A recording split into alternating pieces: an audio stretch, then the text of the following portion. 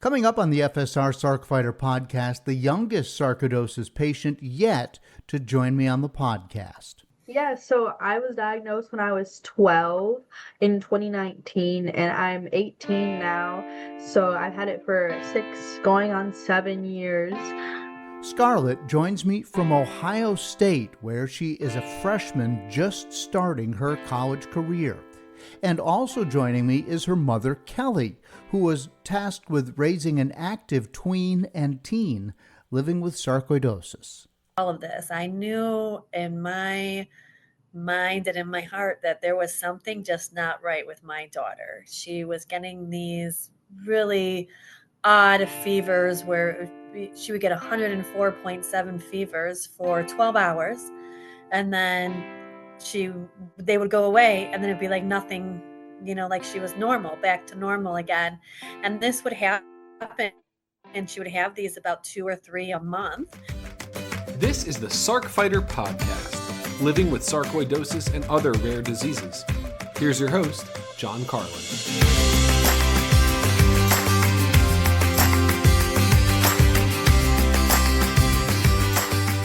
Hi, this is episode 145 of the FSR Sarc Fighter podcast. I'm your host, John Carlin. The date of this recording, August 24th, 2025. If there was ever evidence of hope in a battle with sarc, it is Scarlett's story. She was diagnosed so young, and though there were numerous setbacks in her life, she really managed to excel. And so you're going to hear the interview today. She is literally in her first week at college. It's a Zoom interview, but you can see in the background a very collegiate-looking room, which is adorable. And she is just getting started with her college career. And the thing about Scarlett is she's very, very smart. She's wise beyond her years, if you will. She talked about in the interview that she wants to do pre-med and apparently has the grades to suggest that she can do that, which, I could have said I wanted to do pre-med, but I was just one organic chemistry course short of knowing that there was no way that was ever going to happen, right? But she wants to do it. Her mom says she can do it, and Scarlett has such a bright personality. I can't wait for you to hear from her. And then her mother, talk about worry. She had to get through this difficult sarcoidosis landscape, showing up with a daughter. And there are places where they said, well, we can't treat somebody that young with sarcoidosis. Like, we don't know how.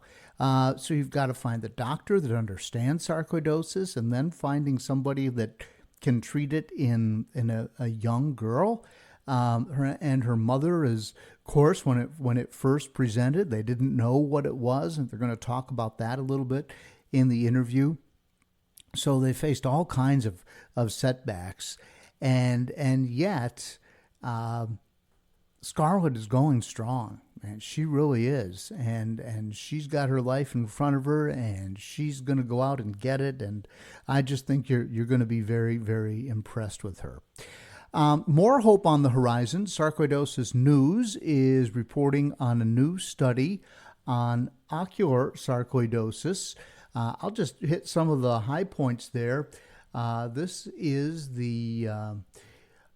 I want to get it to you correctly. This is by Patricia Ignacio, PhD. And the title of this article is Tailored Progressive Treatment Urged for Ocular Sarcoidosis. And they are saying that glucocorticoids should be the first option, then followed by immunosuppressants when it comes to ocular sarcoidosis. And I'm just kind of scanning the article here. The treatment of people with ocular sarcoidosis should be tailored based upon symptom severity, starting with glucocorticoids. If patients do not respond adequately, then immunosuppressants can be added, followed by biologic therapies if necessary, which a lot of that sounds like what they would do for anybody with sarcoidosis anywhere in their body. But the results of this study, which was done in Spain, the prevalence of, this is interesting, the prevalence of ocular sarcoidosis when sarcoidosis affects the eyes varies by country, and I'm reading this verbatim, varies by country ranging from 4.5% of the people in Finland up to 50% in Japan. So they're saying here that half the people walking around in Japan have some sort of sarcoidosis in their eyes. One of the most common manifestations of ocular sarcoidosis is uveitis, or inflammation of the uvea, which is the middle layer of the eye's outer wall that supplies blood to the retina. And it says treatments for ocular sarcoidosis mainly include agents with anti-inflammatory and immunosuppressive effects. Glucocorticoids are the mainstay treatment, but they can have serious side effects, and some patients may not respond to them. In such cases, conventional immunosuppressants are often required, and these are the drugs that you probably are familiar with here in the sarcoidosis space, and they list methotrexate, azathioprine, which I take, and cyclosporine, and many people who've been on the show have talked about cyclosporine. And then they say then after that, biologic therapies are typically the next therapeutic step, the most commonly used being tumor necrosis factor inhibitors, TNFs. And examples of TNFs used in ocular sarcoidosis include infliximab, which is Remicade, and there are biosimilars available, which are biosimilars, or drugs that are very, very close but not exactly the same. And then also adalimumab, there you go, wouldn't roll off my tongue. Adalimumab sold as Humira and also with biosimilars. And I have personally taken Remicade, which I received as an IV treatment, and Humira, which comes with a injector pen, as an injector pen. And then there are also biosimilars, and my insurance company has now pushed me to a less expensive version of Humira with a biosimilar. But anyway, so this study looked at all the different ways, and I'll put a link to it, that patients who have ocular sarcoidosis, how they, where it normally happens, and the best treatments, and so forth and so on. And I think the takeaway here is that they're looking at each patient individually, and then seeing where they need to go next. I will post a link and you can read about that, because there's a pretty big percentage of people in the United States walking around with ocular sarcoidosis. So personally, I just want to let you know I am headed to the Cleveland Clinic soon for my annual checkup, about a month from now as I'm speaking today. I'm not sure what it's going to show. I've been feeling really good. I've been riding my bike a lot, doing a lot of yard work, and kind of fixing up the house a little bit, some things that I just let go.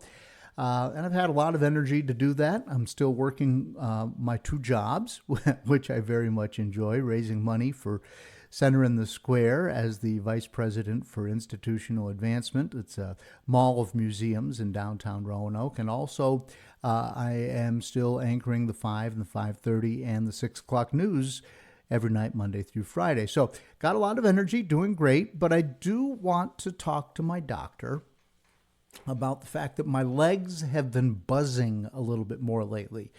And I can't tell if that's true or if it's all in my head. Buzzing is the way I describe the feeling. It's sort of like pins and needles.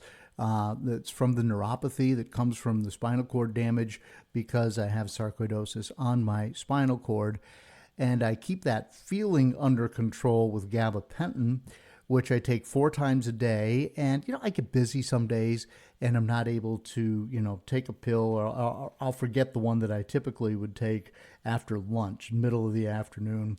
I take one when I get up in the morning, usually mid-afternoon, usually dinner time, and one at bedtime, right? But a lot of times that mid-afternoon one, I'm in a meeting or I'm away from wherever I keep my cache of pills. And so I often miss that one. But it seems like when I miss that one lately, that my legs have been buzzing a lot more. And so part of my annual checkup at the Cleveland Clinic is an MRI, and the last few MRIs for several years now have been fantastic. They have shown no enlargement in that mass on my spinal cord. But if there is some enlargement there, that would verify that I'm not just being dramatic, right? And I'm hoping, of course, that it is all in my head and that there's really, no change and the sarcoidosis remains under control for me.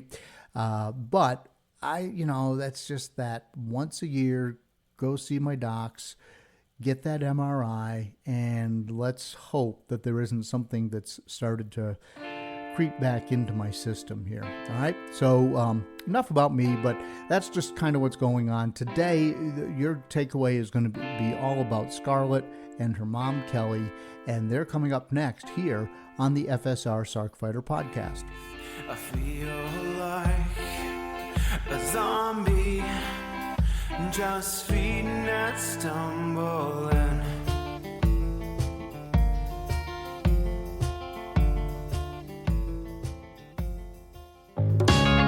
Hi, I hope you're enjoying the Sarc Fighter podcast. You may be wondering, what can I do to help? How can I be a part of the sarcoidosis solution? It's simple. Make a donation to KISS, Kick In to Stop Sarcoidosis. 100% of the money goes to the Foundation for Sarcoidosis Research. Look for a link in the show notes of the Sarc Fighter podcast. Welcome back to the FSR Sarc Fighter podcast. Joining me now are Kelly McBride and Scarlette Washlock. Kelly is Scarlett's mother, but it is Scarlett who, although she is very young, has sarcoidosis. Scarlett and Kelly, first of all, welcome to the podcast. Hello. Thank you for having us. Yeah. I'm sorry you have to be here under these circumstances. Y'all are wonderful people, and I hate that you're having to deal with sarcoidosis. But Scarlett, I want to start with you because you're a freshman at Ohio State. You're there as we're speaking. You've just moved into campus, so you're just starting your college career, but you have had sarcoidosis for a long time. Tell us. Yeah, so I was diagnosed when I was 12 in 2019, and I'm 18 now. So I've had it for 6, going on 7 years. It's been a big part of my life because really most of my whole teenage years I've had it. Yeah, it's been a lot. I'm sure it's been a lot, and we're going to unpack all of that before we're all done today.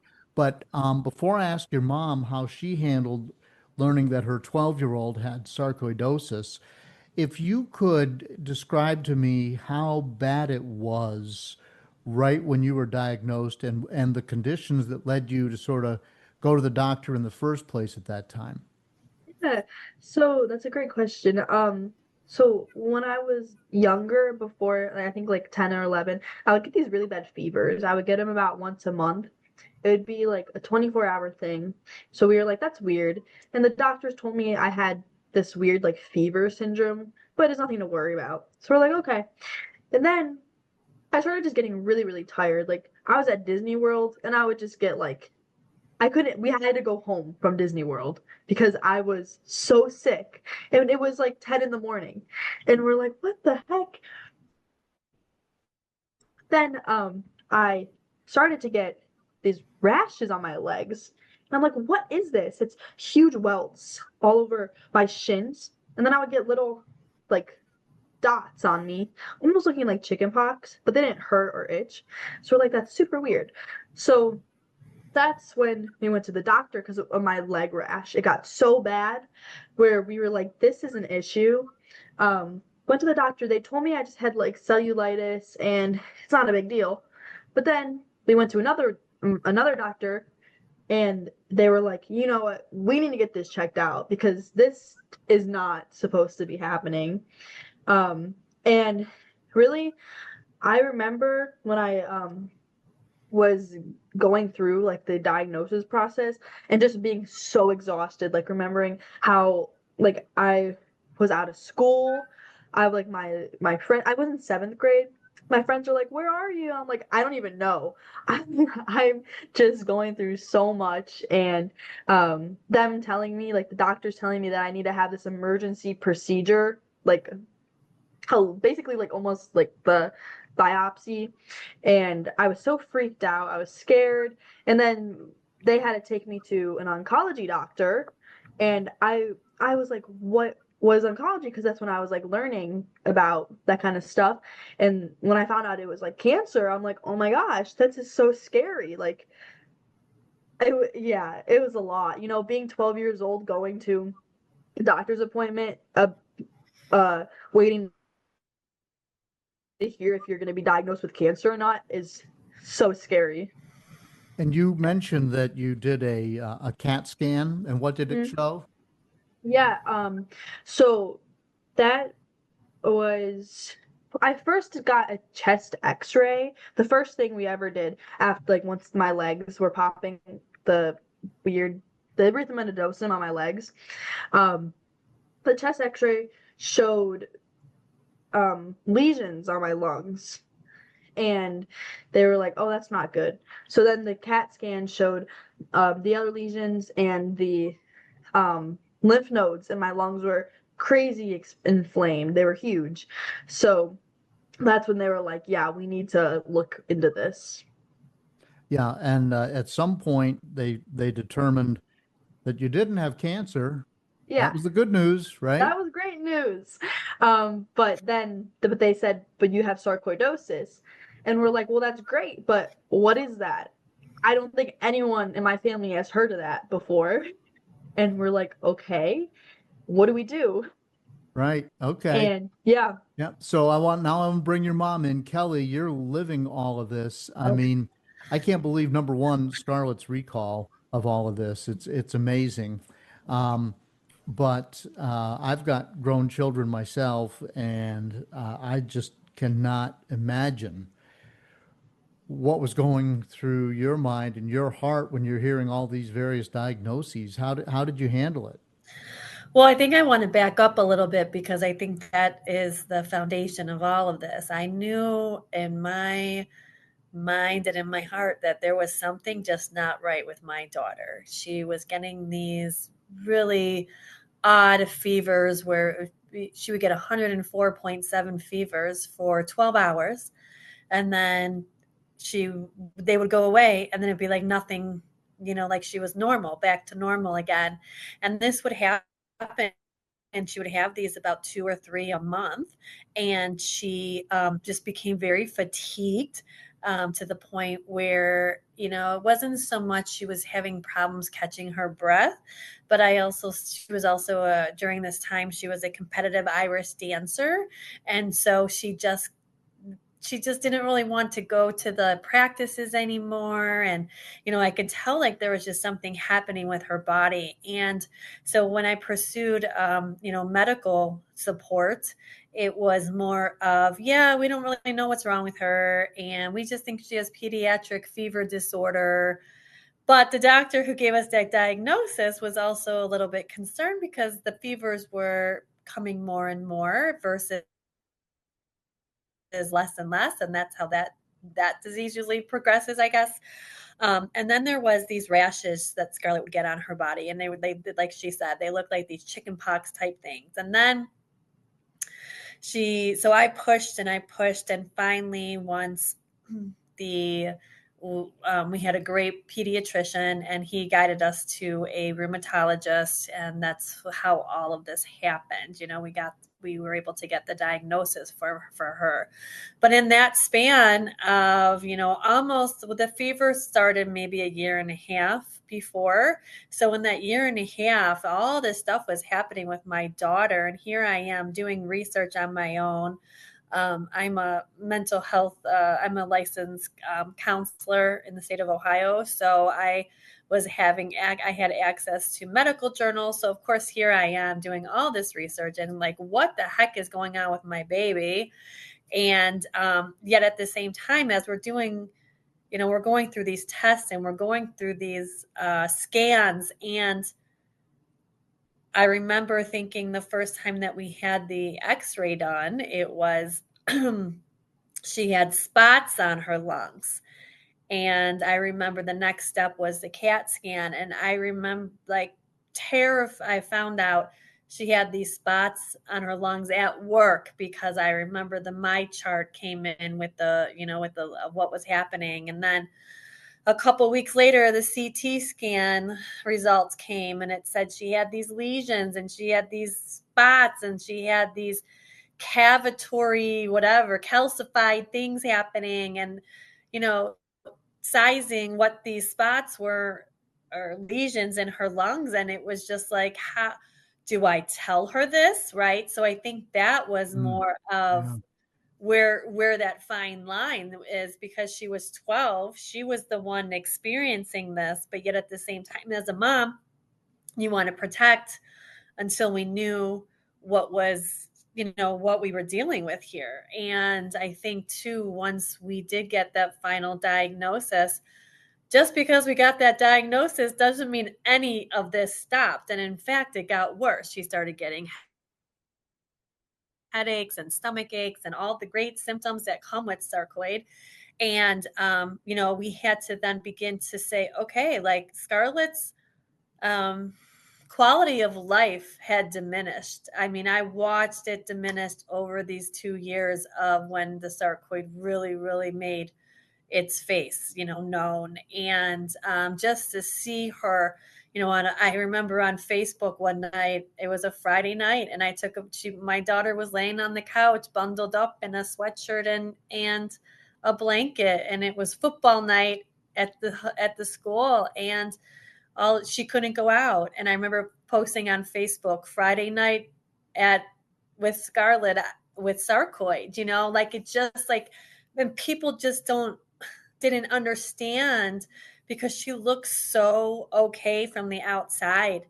But, she had pain in her knees. She had pain. She has these swollen lymph nodes that have calcified, that have stayed on her neck, and she can feel them sometimes when she swallows, and just these things. And I had no idea how to support my baby during this, because it was like, how do you tell 12-year-old her friends that this is what's happening to her, as well as, it spread to her. We had to do a CAT scan on her brain. We had to do, she had problems with her eyes. She was diagnosed with it in her gland in her eyes, and she was so, I mean, it was just constant. And I think one of the hardest things as a mom was, like I said, do you tell her the results of these tests? Do you act like everything's okay? Like, I think that was my hardest role here. And what did you do? Did you tell her? So this was tough, because we were guided by our doctor, who basically said, because she was 12, Scarlett, they wanted Scarlett to maintain her 12-year-old status. But yet at the same time, her body wasn't allowing her to do that. So in support, mental health support, it was, oh yeah, just, kind of just support her and do this. It was kind of a very unknown area. There wasn't a lot of specific, what you're supposed to do in this situation. And I think it was more of, Scarlett and I have had many heart-to-hearts over the last 6 years, our conversations. And it was more of me understanding more of what my daughter needed versus what I needed to do in this situation. And I think, once I understood that, which, when she's laying on the couch and has to cancel going to the mall with her friends, telling her, well, we know that you have this rash on your body, and, you know that you're not going to feel good today. And, that's because of what's happening with your lungs too. It's all tied together, So I think there was a way that I was able to educate her, with what was going on with her, in a way that was sensitive to also some of the support that she needed, without scaring her, I guess, is how I ended up how I ended up doing it. Yeah. Scarlett, is that kind of how you felt it happening? Yeah, I definitely, my mom was really like soft with me, kind of like, I don't know if that's the right word, but she wouldn't just be like, oh, by the way, this result was like this is terrible. She wasn't like that. It was more of like, hey, like, we got a result. Do you want to hear it? Do you not want to hear it? And I'd be like, well, is it good or bad? And she'd be like, well, it's not the best, but like, it's not bad. And I'd be like, okay, well, we can hear it. And then it would be like, well, this lymph node got bigger. And then I'd be like, okay, well, is that good or bad? And she'd be like, well, it's okay. We'll talk to the doctors about it, you know? And so it was always like, the news wasn't always like, came crashing down on me or anything. Like she'd do pretty good relaying the information to me. But yeah, like I just remember like when I first, like the first 2 years were definitely like the worst, I think, because we didn't even know how to handle it or deal with it. Because even the doctors had no idea how to handle it. Like they were like, we'll try this medicine. And then we try it and it doesn't work. So it's like, well, we'll try this one. We don't know if it's gonna work. Or we'll be like, well, do you have any support groups? No. Do you know anyone else with sarcoid maybe in our area we can meet up with? No. Like, so we were like so alone through the whole thing. And like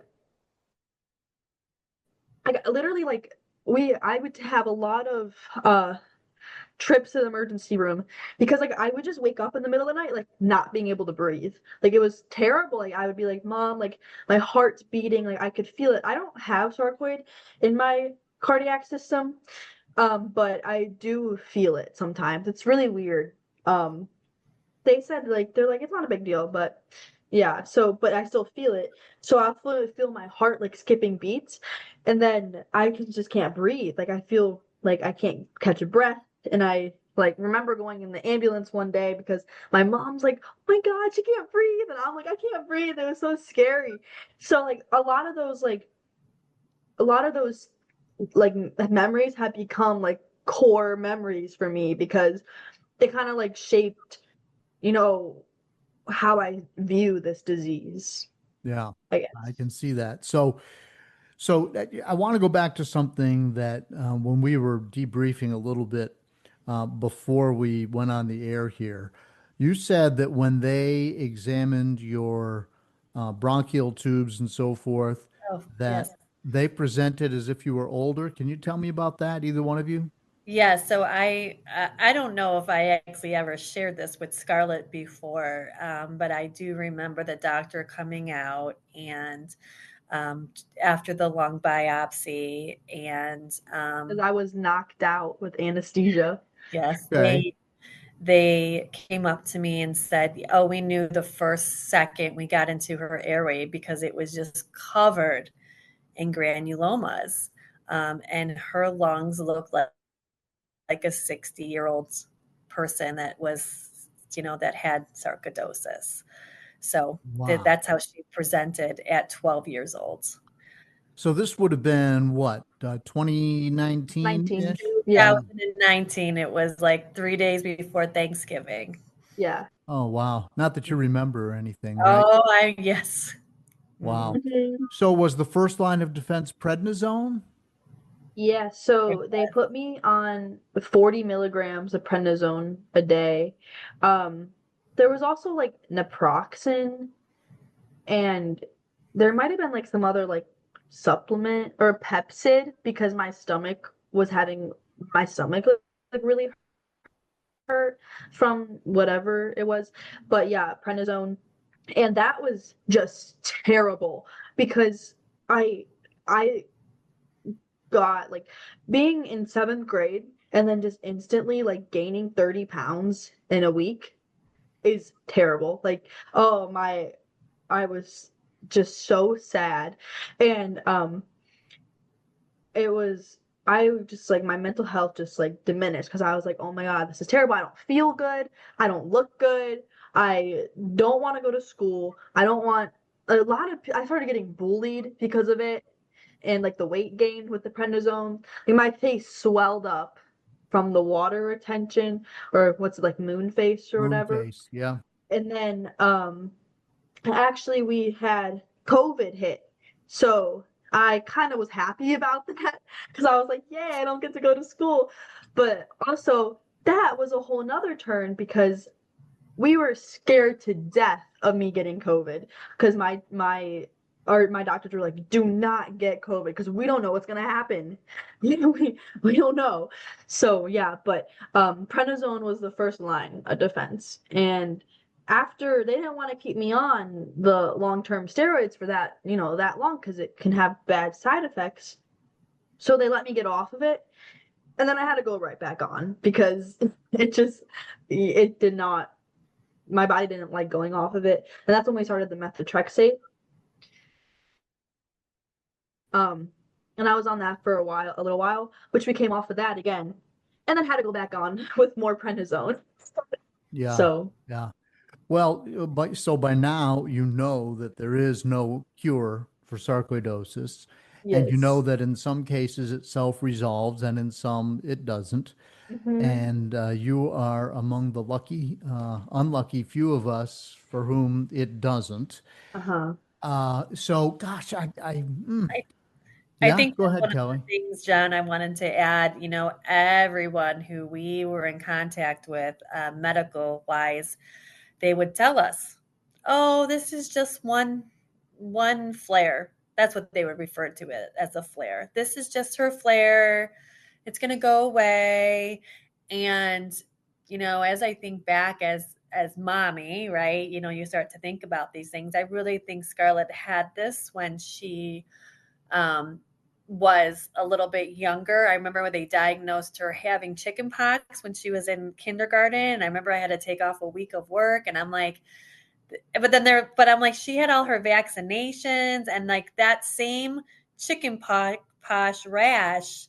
I still have it And then today. she still gets that same rash today. So it's like, that's the sarcoid rash now that we're finding out.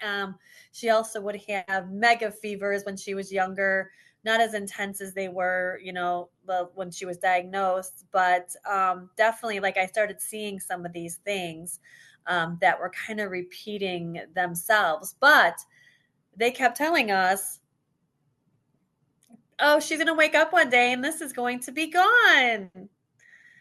And I think it was very, very difficult to understand that here it is, my daughter been dying, she's been diagnosed with this this disease, but yet everybody kept telling us in the medical field that it's just going to go away. It's So we're not a just big supposed deal. to just get through it. We're just get through the next day because you might wake up tomorrow and it might be gone. And so it was like we lived in this, how do I want to say this, like false reality for a very long time, because, we had the hope that this was just going to kind of go away.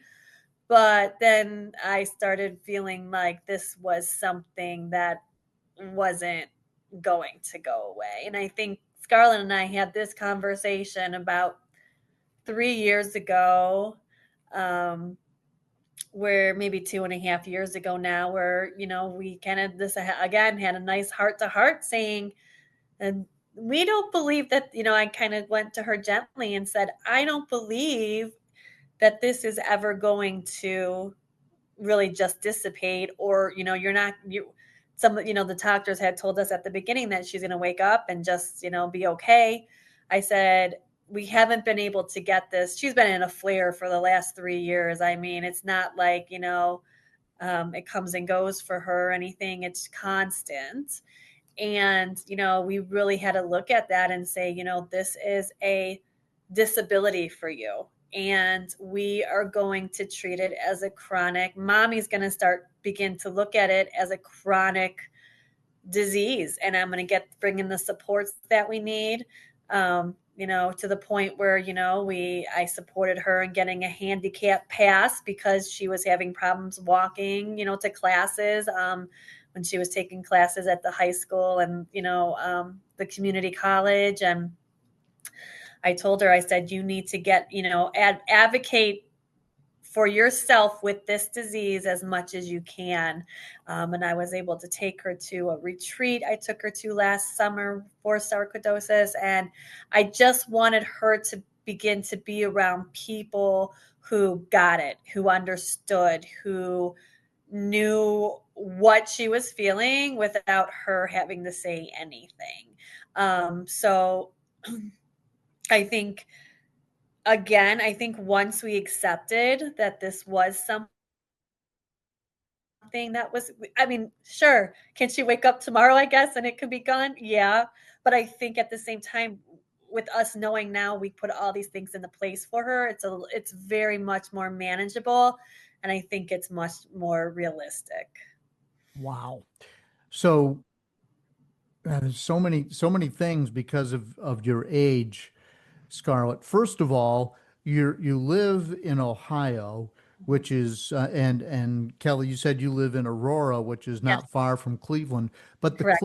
Cleveland Clinic, where I go, and I love the folks up there, but she was too young to go there, right?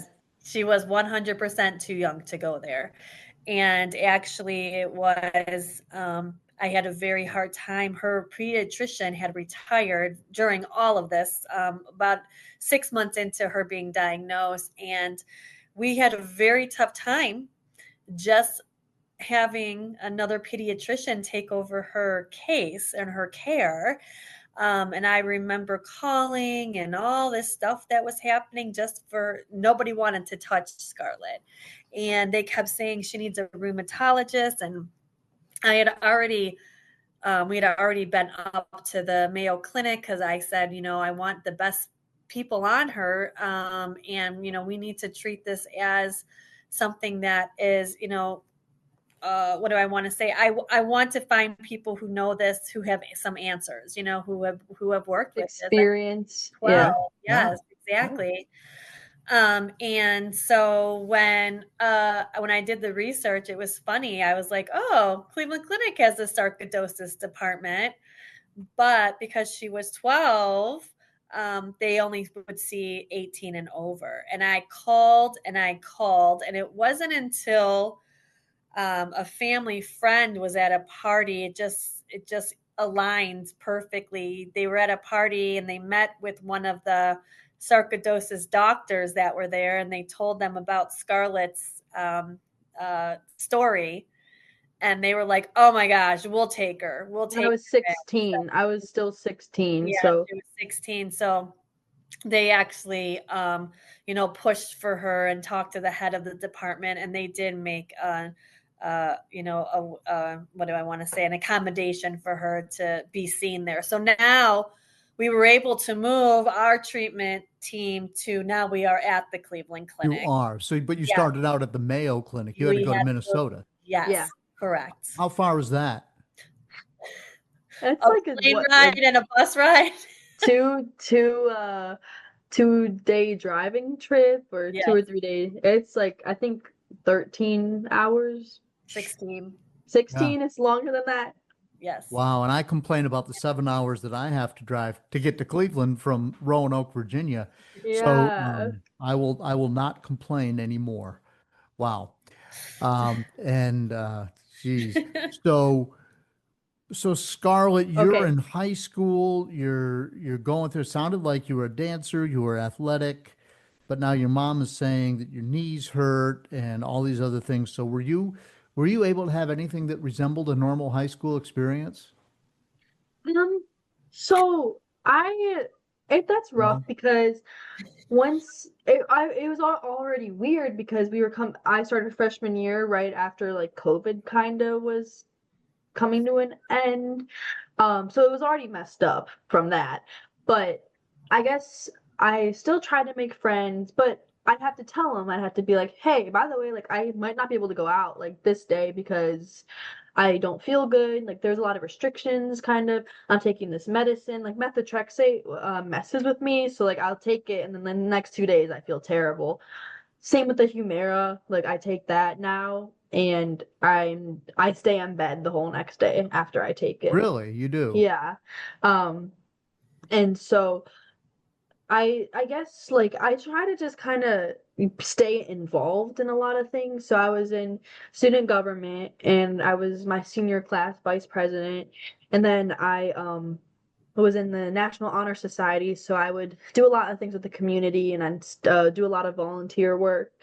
And I try to just like go to all the things I could go to, you know, like football games and stuff, but the senior year I didn't go to any really anything because I was just like I don't feel like going to this. So I had a couple like good friends that would like help me like if I know I had a really bad like last October, kind of like a flare almost, but I'm kind of always in a flare, so it just got way worse for like a couple weeks. And they brought me cards and they brought me candy and stuff. So like that was like really nice, you know. So I guess it's kind of just like I grabbed on to like the people who I knew were like real and like trustworthy and loyal and could kind of understand, I guess, what I was going through a little bit and use them as like a support system to kind of keep my high school, I guess, as normal as I possibly could. But then it's kind of funny, but it's hard with like kind of fitting in a way because kids are so judgmental. I feel like, especially my high school has 2,000 kids in it.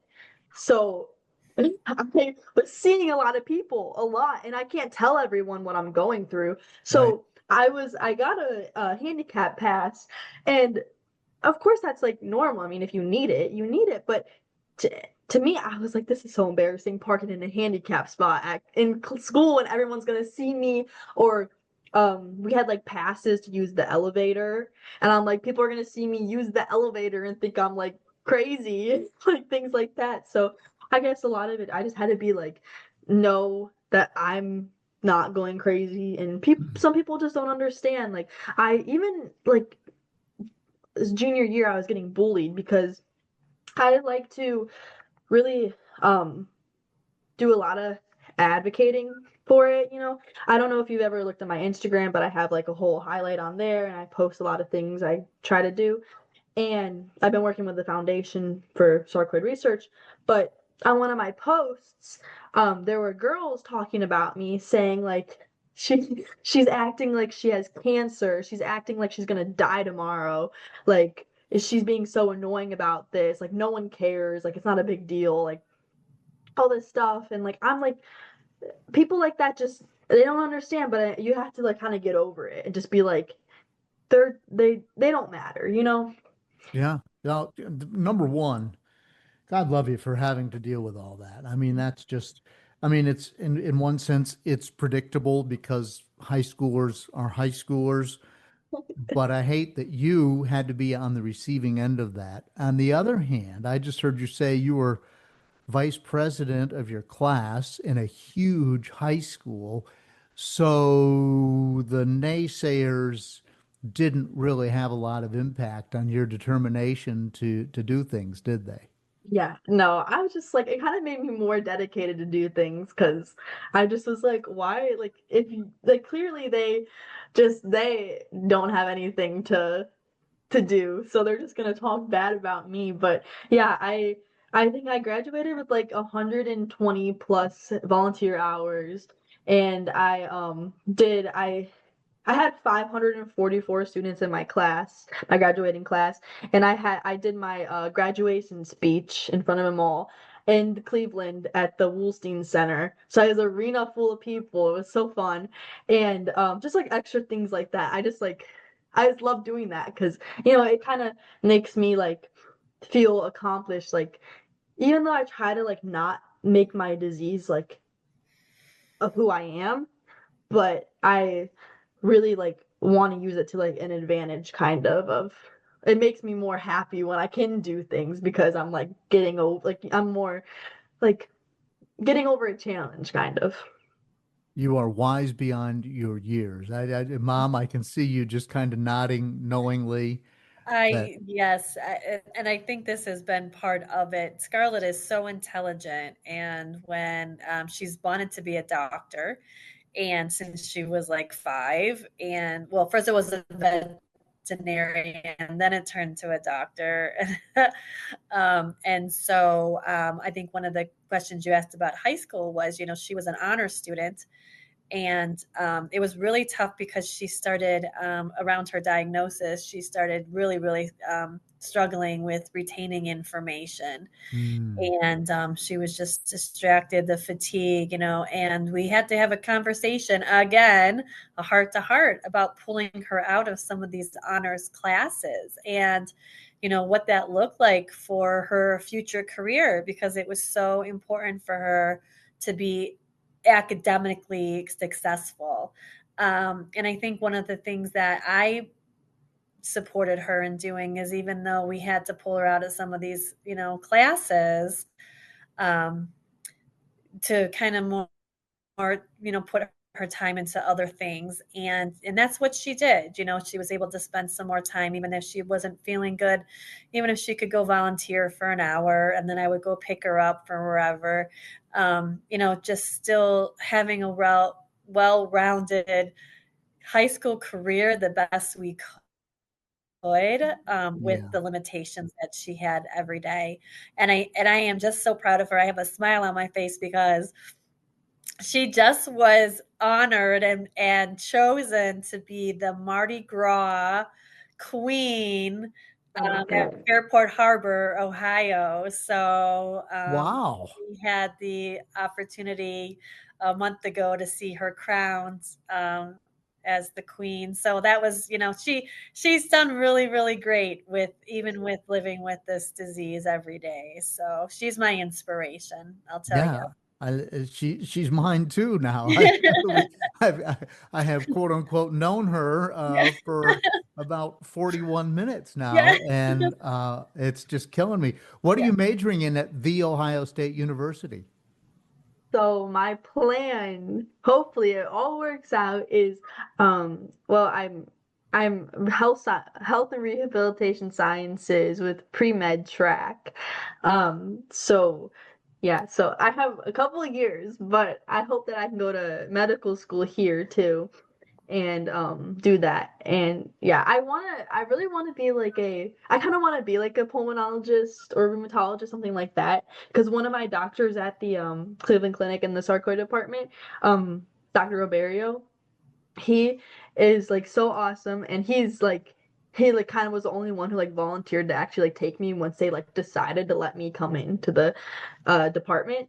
And I like love seeing him because he's so nice, and he like let me, for my senior project, he let me come and do rounds with him and sit in clinics with him, and I just like loved it so much. I think I was there for 20 hours, and I just like was like, oh my God. And it was so funny because I like knew what I was doing because I've taken a bunch of college like courses for like anatomy, physiology, biology, things like that. Right. And just like he was like, do you know what that is? I'm like, yep, got it. I was like, tree and bud, I know that. Or like, what's that? Like this, or like I was able to like tell him like there was an issue with one of the patients of where they were supposed to be, and I'm like, they're supposed to be in the cardiac department, not in pulmonology. And he's like, you're right. And then they moved him over to the cardiac department after I said it.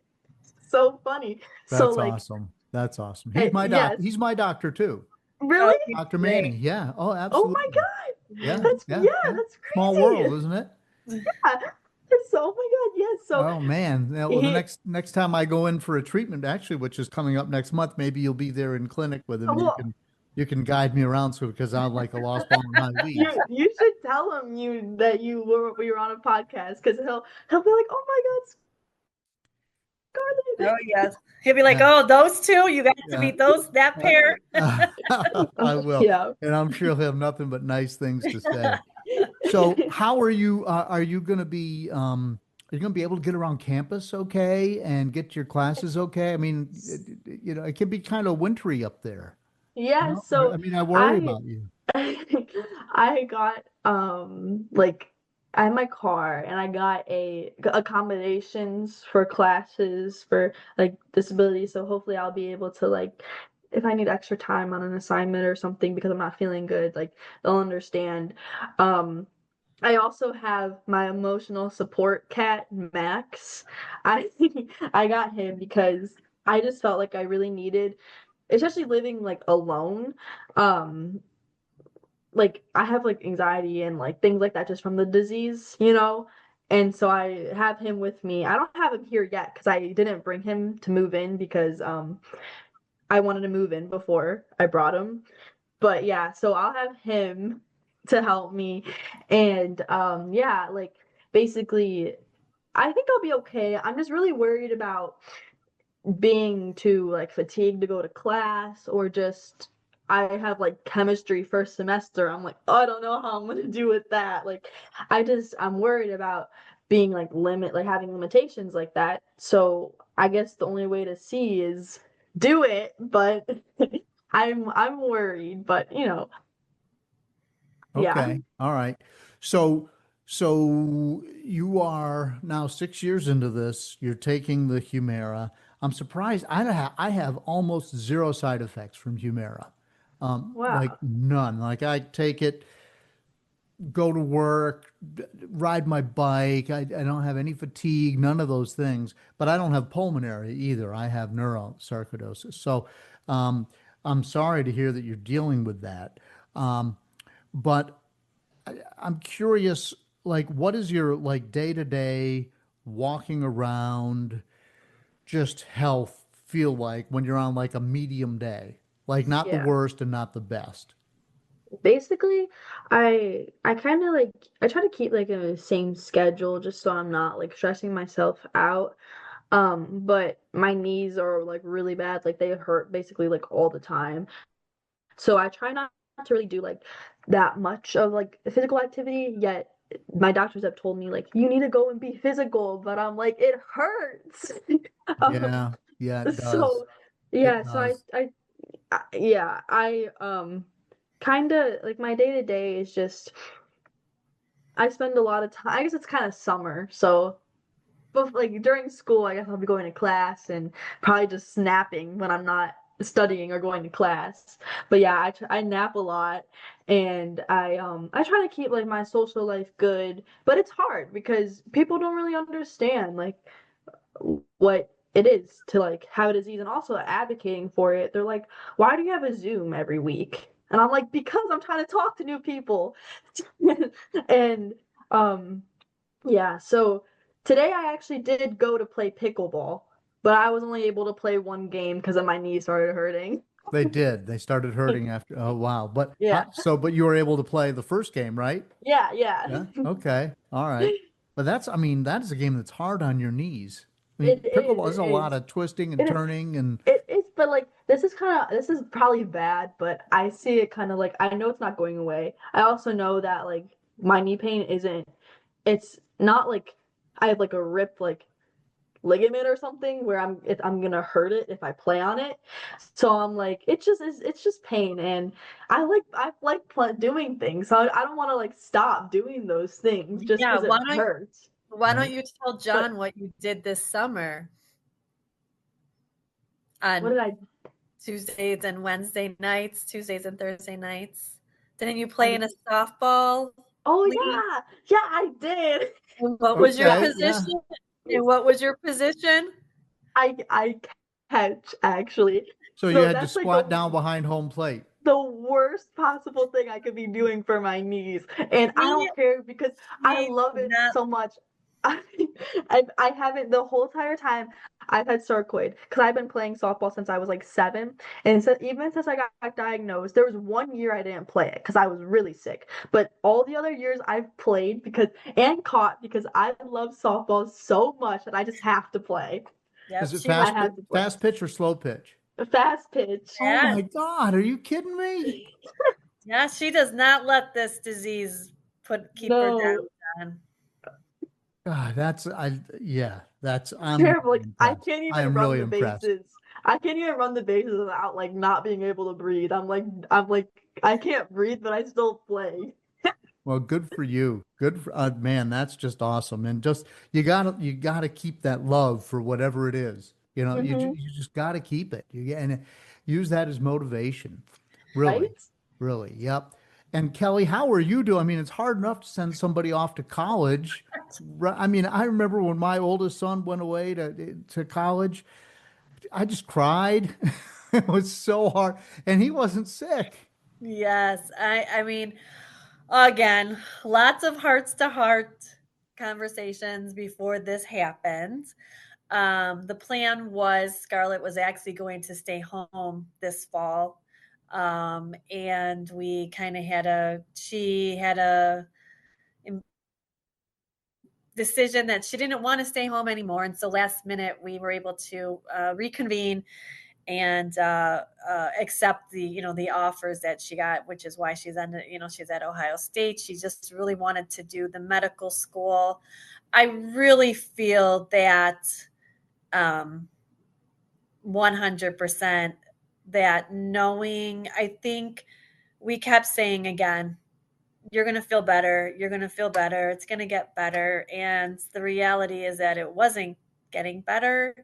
And so I think we kept thinking, and Scarlett too, that, she was going to take 1 year off and kind of get her health back to where it needed to be. But then I think we realized that this is kind of what it is. And so with that being said, Scarlett really, really wanted to continue her plans of going away to school and, going for pre-med and, helping other people in the future. So as soon as she told me this, she's like, Mom, I'm doing this. So you better get on board or else, and I was like, oh my goodness. Am I pleased that she's not too far away? I could still get in the car if need be, 100%. She was given a thermometer before she left. We went through. This is my going away gift. She gave me a thermometer. Thermometer. Great. Well, because if she tells me she's not feeling good, the first thing I'm going to say is, did you take your temperature, right? Okay, that's right. Okay, so at least she can't say no, right? The emergency room is, and again, I think these are the things that people who don't live with this don't understand, that there's a lot more to this than just letting your kid go to school. It's making sure she talked to the accommodations department. Like I said, making sure that she is, able to, get to her, where is her apartment in the building? Do we have to go up steps? And if yes, what is that encounter? And again, really making sure that she, really takes care of herself and takes her medications and all that good stuff. But yeah, I'm terrified, but I know that I just hear her talk, and I'm just so proud of her, and I know she's going to do the best that she can do with what she has. And I can't, my tears might be tears of happiness as well, because I'm just so happy that we're 6 years into this. She is where she is, it was a long journey. And she deserves this. So, while I've got both of you here, I want to ask, because I've interviewed all these experts for this podcast, right? I've been doing this podcast for 5 years, right? And my worst year was 2019, which was 3 years after I was diagnosed, but I had a really bad flare in 2018.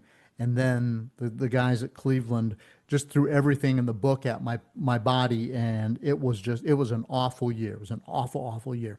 But so in the 5 years that I have gotten really involved because of this podcast, and interviewing the researchers and talking to doctors, there's no proof, but the consensus is, number one, that you're not born with sarcoidosis, but people who get sarcoidosis are born with a predisposition for it.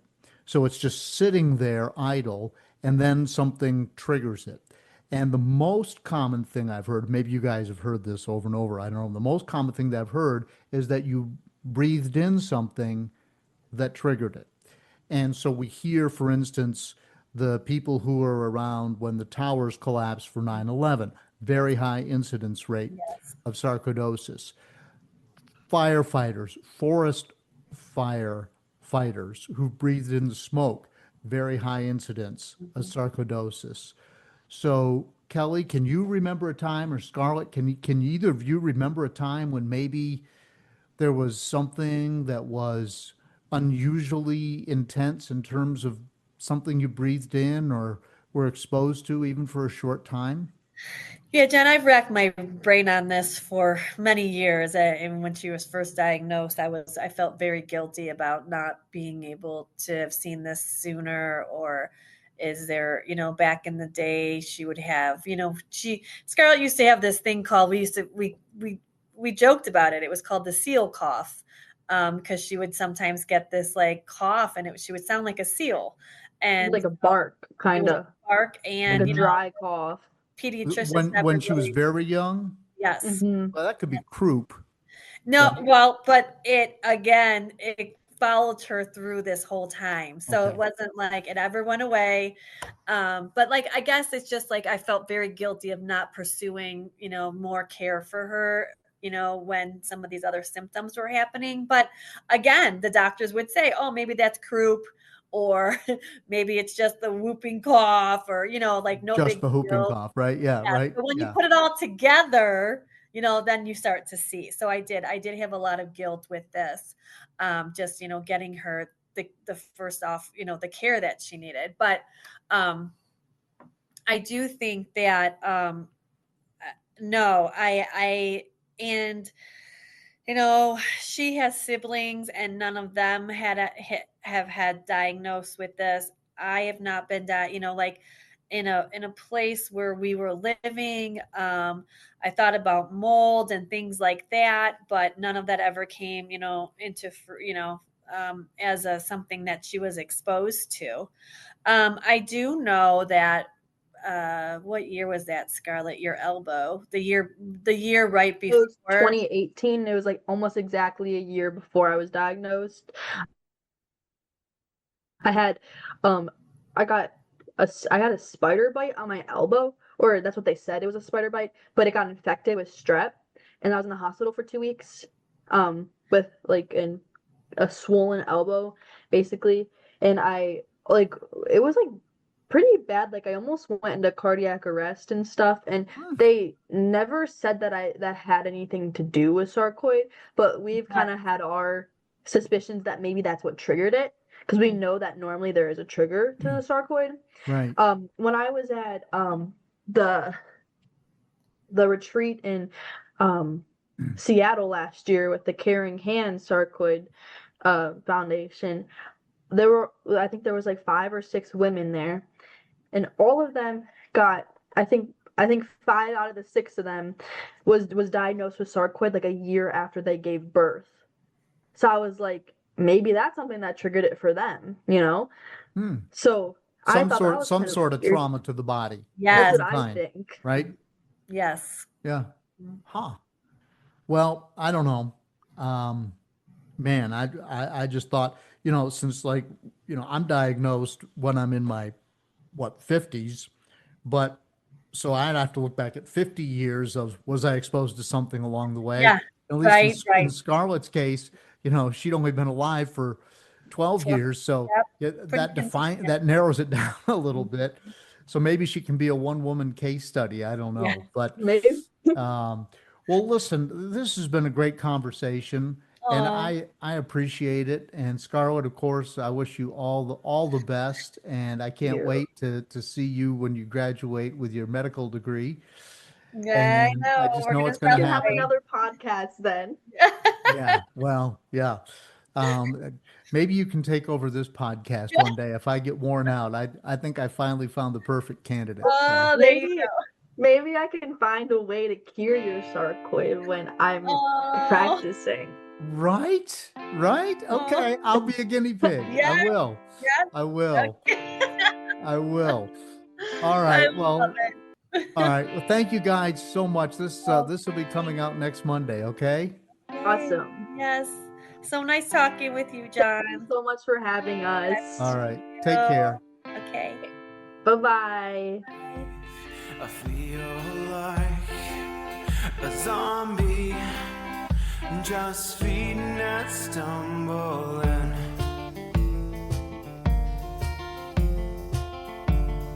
thanks to Scarlett and Kelly for joining me here on the podcast. And wouldn't it be great if Scarlett fulfills her dream of becoming a doctor, and then who knows, maybe one day she'll be treating sarcoidosis patients. That would just be amazing. But she is just a wonderful young woman, and as I said before, wise beyond her years, and we wish her all the best, and we want to thank her for everything she is doing to advance the cause for sarcoidosis by sharing her story and everything that she is doing, and her mom, Kelly, as well. This is a good time to contact me, by the way. If you'd like to share your story on the podcast, please contact me at carlinagency@gmail.com. There's a link in the show notes. The official Sarc Fighter song is Zombie by Mark Steyer and his band, the White Hot Lizards. The podcast comes out every other Monday. As I'm speaking today, my trusty dogs Dougal and Shandy are not curled up in my office because Mary's home, so they're hanging out with her. Man, and I'm the one who feeds them. Anyway, the backstory to the founding of the Foundation for Sarcoidosis Research is episode 11 with Andrea and Redding Wilson. Please follow Sarc Fighter on Facebook, Instagram, even on Peloton. My cycling blog, Carlin the Cyclist, has a section called Cycling with Sarcoidosis. If you're new here, just trying to figure out what sarcoidosis is, listen to episode 2 with Dr. Simon Hart. My story is episode 1. Please send me an email. It's in the show notes, carlinagency@gmail.com. Until next time, keep fighting. Learn to suffer, you feel pain someday. Learn endurance, your strength will fade away. Dead man walking, trying to keep up the pace. Dead man walking,